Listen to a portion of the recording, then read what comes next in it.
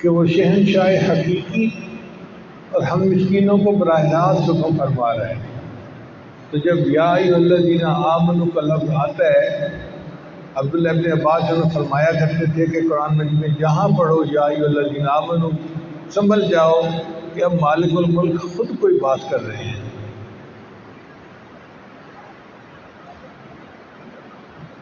اللہ حکم کیا فرماتے ہیں؟ کتب علیکم الصیام، تمہارے اوپر روزوں کو فرض کر دیا گیا۔ اب یہ جو بات ہے نا کہ تمہارے اوپر روزوں کو فرض کر دیا گیا ہے، یہ بات سن کے مومن کا دل گھبرا جاتا ہے کہ اللہ تعالیٰ خفا ہو گئے ہیں، ناراض ہو گئے ہیں کہ اللہ تعالیٰ نے ہمیں بھوک پیاس کے مشقت میں ڈال دیا، تمہارے اوپر روزوں کو فرض کر دیا گیا۔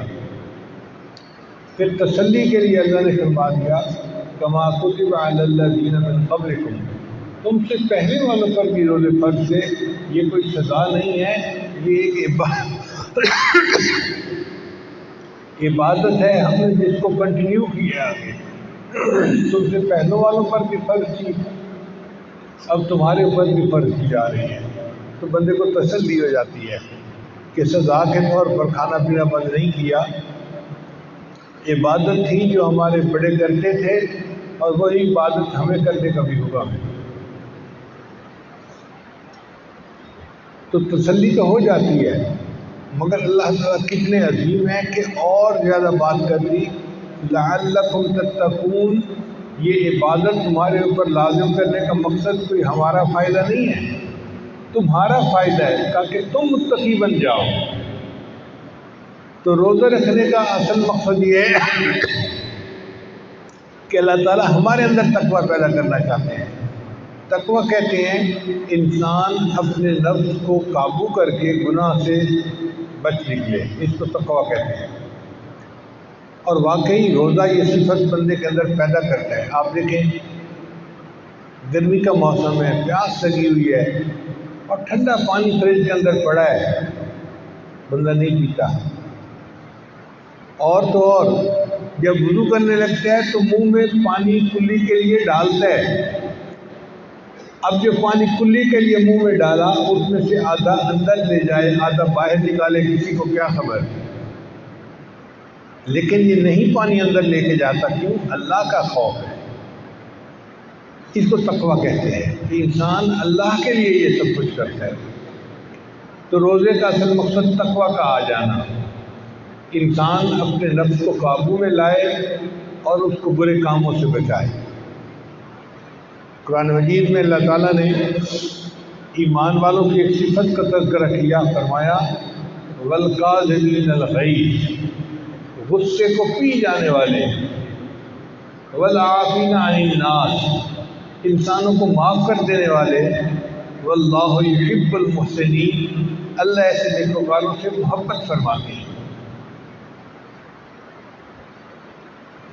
غصہ انسان کے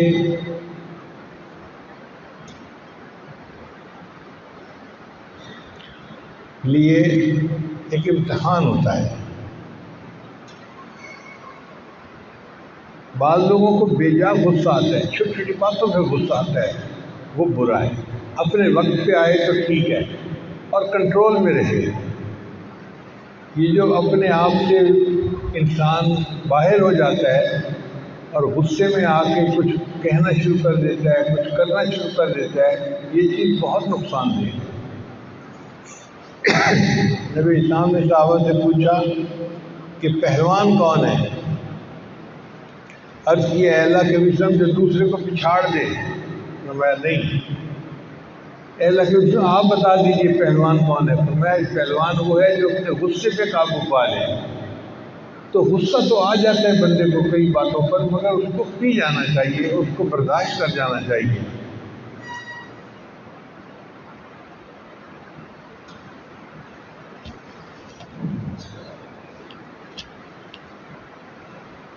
حضرت علی عنہ یا حضرت خالد رضی عنہ میں سے کسی ایک کا واقعہ ہے کہ کافر کے ساتھ لڑائی ہو رہی ہے، تو وہ چاہتے تھے کہ اس کا اس کے جواب میں ہمیں اپنے اندر سے شر نہیں نکالنا، ہمیں اپنے اندر سے خیر کو نکالنا ہے۔ یہ دیکھیں کہ ناپاک کپڑا پیشاب سے پاک نہیں ہوتا، ناپاک کپڑا پاک پانی سے پاک ہوتا ہے۔ اگر ایک بندے نے برائی کی ہے اور اس کے جواب میں ہم بھی برائی کریں تو برائی ختم نہیں ہوگی، برائی اور بڑھ جائے گی۔ ہم اپنی طرف سے اچھائی کریں، قرآن مجید نے ہمیں حکم دیا ادفع بالتی ہی احسن، کہ تم برائی کو اچھائی کے ساتھ دھکیلو، یعنی لوگ برا کر رہے ہیں تم ان کے ساتھ اچھا کرو، اللہ کی مدد تمہارے ساتھ ہو۔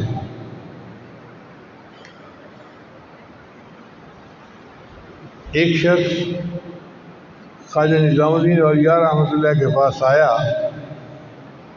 اور آ کر کہنے لگا کہ حضرت فلاں بندہ میرے راستے میں بہت کانٹے بچھاتا ہے۔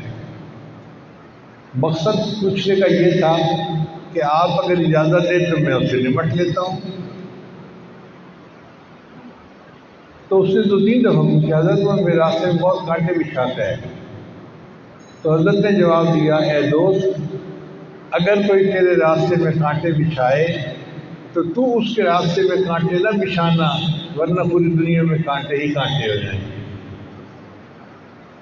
اگر کوئی تیرے راستے میں کانٹے بچھائے تو تو اس کے راستے میں کانٹے نہ بچھانا، ورنہ پوری دنیا میں کانٹے ہی کانٹے ہو جائیں گے۔ ہم اپنی طرف سے اچھا کریں، اس کا اجر اللہ ہمیں دے گا۔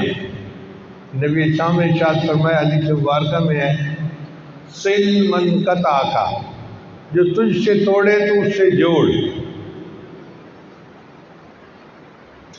جو تجھ سے توڑے تو اس سے جوڑ، واعف عمن ظلمک، جو تیرے اوپر ظلم کرے تو اس کو معاف کر دے، واحسن من اساء الیک، اور جو تیرے ساتھ برائی کرے تو اس کے ساتھ اچھائی کرے۔ آج کل تو 2 بھائیوں کے درمیان یہ چیز نظر نہیں آتی، ایک اگر تھوڑا سا رخ بدلے تو دوسرا اور زیادہ رخ بدل لیتا ہے۔ بہن بھائی کا بھی معاملہ ایسا ہی ہے، چھوٹی چھوٹی باتوں پہ ایک دوسرے سے بولنا چھوڑ دیتے ہیں، حالانکہ اتنا قریبی خونی رشتہ ہے۔ اللہ نے جوڑنے کا حکم دیا وَيَقْطَعُونَ مَا أَمَرَ اللَّهُ بِهِ أَن يُوصَلَ، جس کو اللہ نے جوڑنے کا حکم دیا ہم اس سے چھوٹی چھوٹی باتوں پہ توڑتے پھر رہے ہوتے ہیں۔ اور یہی معاملہ ساس بہو کا ہے، وہی غلطی بیٹی کرے تو غصہ نہیں آتا، بہو اس سے چھوٹی سی غلطی کر لے تو ساس کو فوراً غصہ آ جاتا ہے۔ اسی طرح ساس اگر سمجھانے کے لیے کوئی بات کر دے تو بہو برا منا جائے گی، اپنی ماں جوتے بھی مار لے تو چپ ہو جائے گی۔ تو بھائی اگر اپنی ماں کا جوتا برداشت ہو سکتا ہے تو کیا خامد کی ماں کی بات برداشت نہیں ہو سکتی؟ ہمیں برداشت اپنے اندر پیدا کرنی چاہیے۔ ہمارے معاشرے میں نیکی تب غالب آئے گی جب ہماری قوت برداشت اچھی ہو جائے گی، اور ہم قدرت کے باوجود بدلہ نہ لیں، یعنی ہم چاہیں تو ہم بدلہ لے سکتے ہیں لیکن نہیں اللہ کے لیے معاف کر دیں۔ یہ جو اللہ کے لیے معاف کرنا ہے یہ بہت بڑا عمل ہے۔ حدیث مبارکہ میں آتا ہے جو بندہ دنیا میں دوسروں کی غلطی کو جلدی معاف کرتا ہوگا اللہ تعالیٰ قیامت کے دن اس کی غلطی کو جلدی معاف کروا دیں گے۔ جو بندہ دنیا میں دوسرے کی غلطی کو جلدی معاف کرتا ہوگا اللہ تعالیٰ قیامت کے دن اس کی غلطی کو جلدی معاف کروا دیں گے۔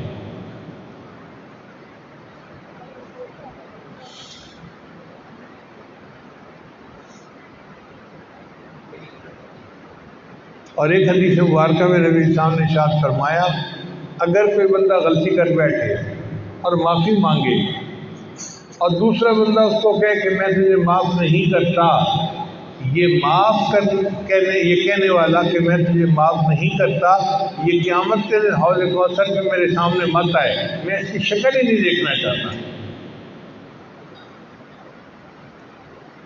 کتنی سخت وعید ہے۔ اگر کوئی معافی مانگے تو فوراً کو ہاں میں نے معاف کر دیا، اور اگر کوئی کہتا ہے کہ جی میں معاف نہیں کرتا تو نبی اسلام نے فرمایا یہ کہنے والا پھر قیامت کے حوض کوثر پہ میرے سامنے مت آئے، میں اس کی شکل ہی دیکھنا پسند نہیں کرتا۔ تو اللہ تعالیٰ ہمیں یہ معافی کی صفت عطا فرمائے کہ ہم جلدی معاف کرنے والے بن جائیں۔ ایک حدیث پاک میں نبی اسلام نے ارشاد فرمایا، میں اس شخص کو جنت کے وسط میں گھر دلانے کی ضمانت دیتا ہوں جو جھگڑا کرنا چھوڑ دے اگرچہ حق پہ ہی کیوں نہ ہو۔ یعنی بندہ حق پہ ہے خود، مگر وہ جھگڑا ختم کرنے کے لیے کہ اس کو ختم کر دو، معاف کر دیتا ہے۔ نبی صاحب نے فرمایا میں ضمانت دیتا ہوں کہ اللہ اس کو جنت کے وسط میں گھر عطا فرمائے۔ اس لیے ہمیں چاہیے کہ گھروں کے اندر جو چھوٹی موٹی رنجشیں ہیں ان کو ختم کر دینا چاہیے، رشتہ داروں کے اندر جو چھوٹی موٹی رنجشیں ہیں ان کو ختم کر کے اپنے ایک دوسرے کے ساتھ محبت پیار کی زندگی گزارنی چاہیے۔ تو عمر بن عبدالعزیز ہم سے فرماتے تھے کہ 3 چیزیں بہت اعلیٰ ہیں۔ ایک، قدرت کے باوجود انتقام نہ لینا، اور دوسرا میانہ روی اختیار کرنا۔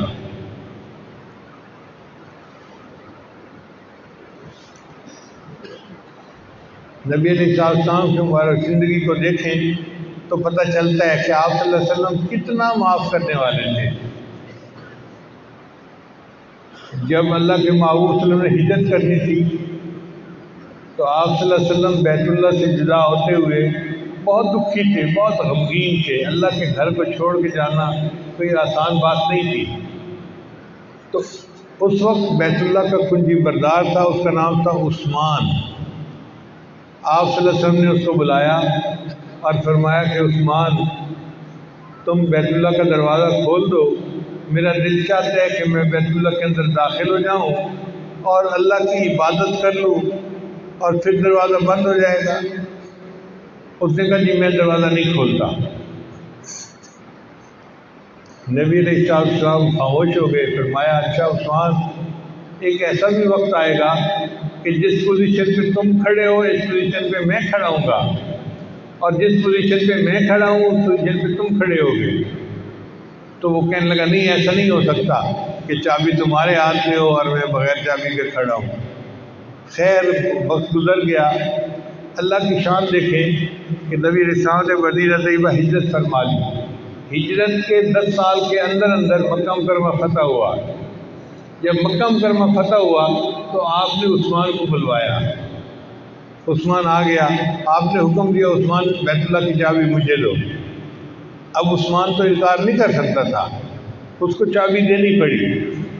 نبی علیہ السلام نے چابی لی، بیت اللہ کا دروازہ کھلوایا اور بیت اللہ کے اندر داخل ہو کے اللہ کی عبادت کی۔ ابو بکر، عمر اور سیدنا عباس شامل سب حضرات ساتھ شامل تھے۔ اب جب باہر نکلے تو نبی علیہ السلام نے بیت اللہ کا دروازہ بند کرنا تھا۔ جو صحابہ کے قریب ان میں سے ہر ایک کی تمنا تھی کہ نبی علیہ السلام اب یہ چابی میرے حوالے کریں اور مجھے بیت اللہ کے کنجی بردار ہونے کی سعادت حاصل ہو جائے۔ ہر ایک کے دل کی تمنا تھی۔ نبی علیہ السلام نے دروازہ بند کروایا اور عثمان کو پھر بلوایا۔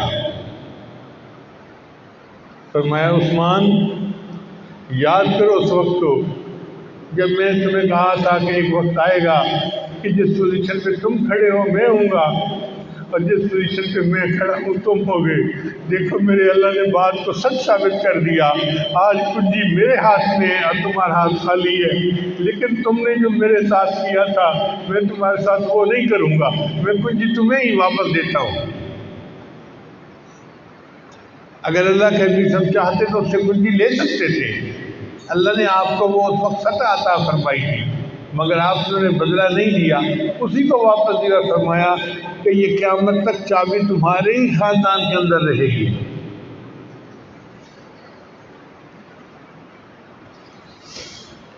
تو قدرت کے باوجود بدلہ نہ لینا اور اللہ کے بندوں کو اللہ کے لیے معاف کر دینا۔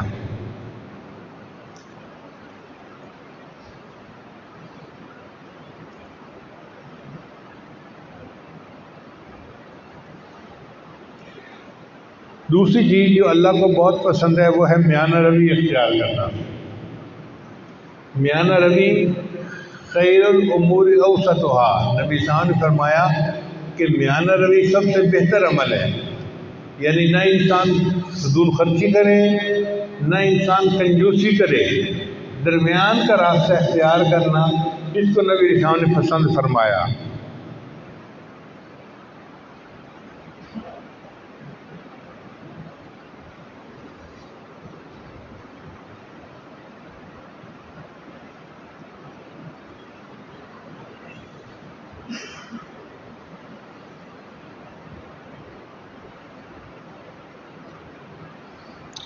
چنانچہ اپنے گھر کے معاملات میں یا اخراجات میں انسان کو میانہ روی اختیار کرنی چاہیے۔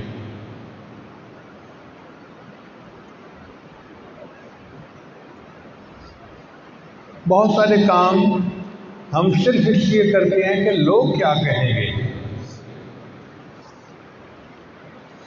شادی بیاہ کے موقع پر تو خاص طور پر تکلفات کیوں کرتے ہیں، اور جی لوگ کیا کہیں گے۔ بھئی اپنی حیثیت کو دیکھو، اپنے وسائل کو دیکھو اور ایک کام کو کرو۔ لوگوں کو دکھانے کے لیے کام کرنا کہ لوگ کیا کہیں گے، یہ اچھی چیز نہیں ہے۔ لوگ تو کسی حال میں بھی راضی نہیں ہوتے۔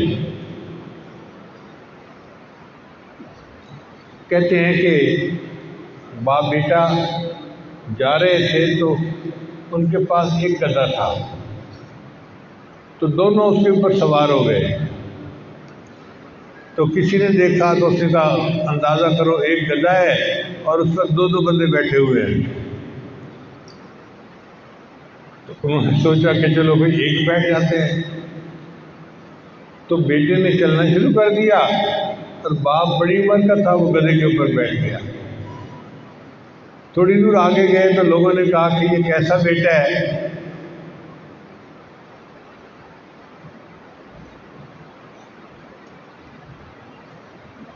کہ گدھا ہے لیکن یہ اوپر نہیں بیٹھتا، ساتھ چل رہا ہے، بیوقوف آدمی ہے یہ۔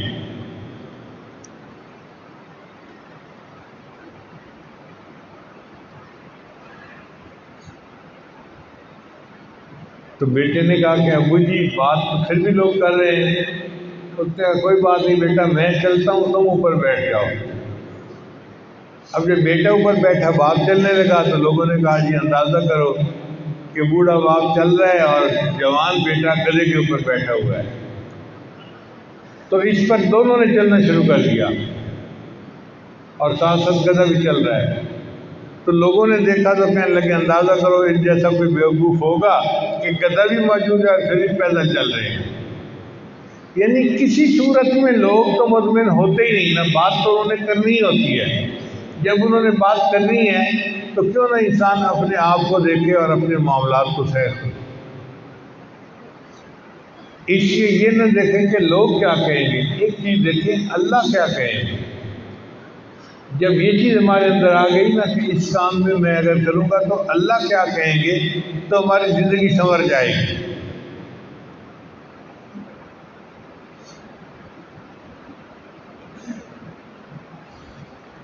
تو پہلی بات قدرت کے باوجود بدلہ نہ لینا، دوسری بات میانہ روی اختیار کرنا، اور تیسری بات اللہ کے بندوں پر رحم کرنا۔ یہ جو رحم کی صفت ہے نا یہ اللہ کو بہت محبوب ہے۔ اللہ تعالیٰ رحیم ہے اور نبی علیہ السلام رحمت للعالمین تھے، اور بندے کو بھی چاہیے کہ اس کے اندر رحم کی صفت ہے۔ نبی علیہ السلام نے فرمایا ارحموا من فی الارض یرحمکم من فی السماء، جو زمین میں ہے تم ان پر رحم کرو، جو آسمان والا ہے وہ تمہارے اوپر رحم کرے گا۔ ہم اللہ کے بندوں پر اللہ کے لیے رحم کریں، اس کے بدلے اللہ ہم پر رحم فرمائیں گے۔ ایک حدیث مبارکہ میں ہے کہ الخلق عیال اللہ، مخلوق اللہ کا کنبہ ہے، جو اللہ کے کنبے پر زیادہ رحم کھائے گا وہ اللہ کو زیادہ پسند ہوگا۔ تو طبیعت میں نرمی ہونی چاہیے اور دوسرے کی تکلیف کا احساس کرنا چاہیے، بے حس ہونا اور دوسرے کی تکلیف کا احساس نہ کرنا یہ اچھی چیز نہیں ہے۔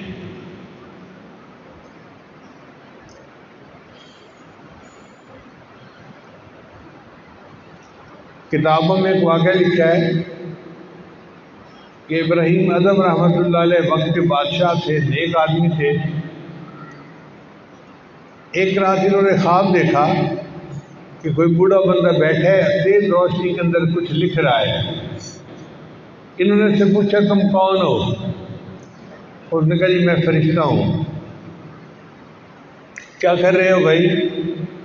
اس نے کہا میں فہرست بنا رہا ہوں ان بندوں کی جو اللہ سے محبت کرتے ہیں۔ اس نے کہا کیا میرا نام ہے اس فہرست میں؟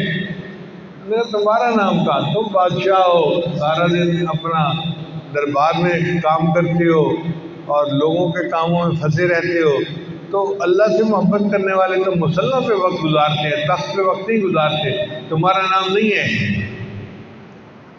تو ابراہیم اعظم نے جواب دیا اچھا میں اگر مصلی پہ بیٹھ کے عبادت میں وقت نہیں گزارتا، دربار میں وقت گزارتا ہوں، مگر میں دربار میں اس لیے بیٹھتا ہوں کہ اللہ کے بندوں کے کام آسان کر سکوں، میں اللہ کے بندوں کی خدمت کرتا ہوں، ان کی مشکلوں کو حل کرتا ہوں، ان کو انصاف پہنچاتا ہوں، ان کو ظلم سے بچاتا ہوں۔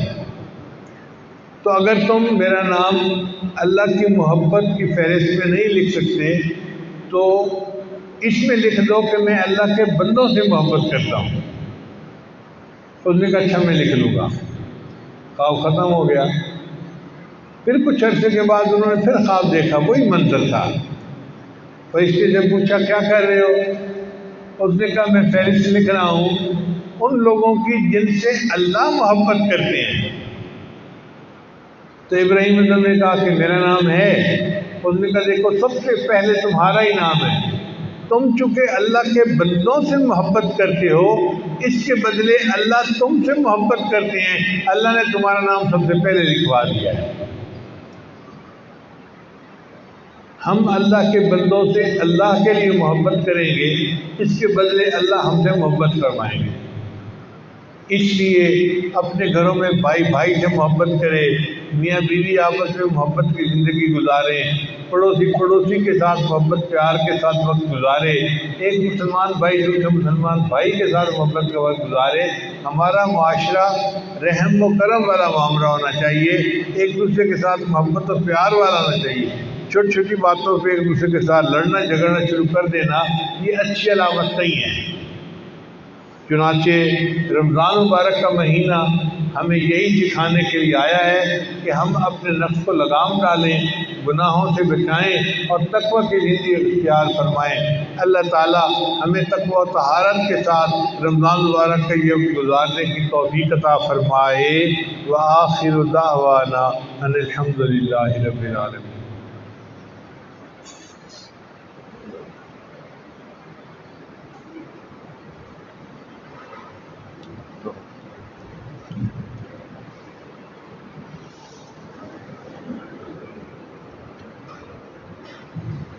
بہت سارے دوست بیت اور نشانیت سے آئے ہوئے ہیں، تشریف رکھیے، توبہ کے کلمات پڑھائے جائیں گے، وہ پڑھ لیں پھر دعا کر دیں گے۔ سچے دل کے ساتھ یہ کلمات پڑھتے جائیے۔ بسم اللہ الرحمن الرحیم، لا الہ الا اللہ محمد الرسول اللہ، آمنت باللہ وملائکتہ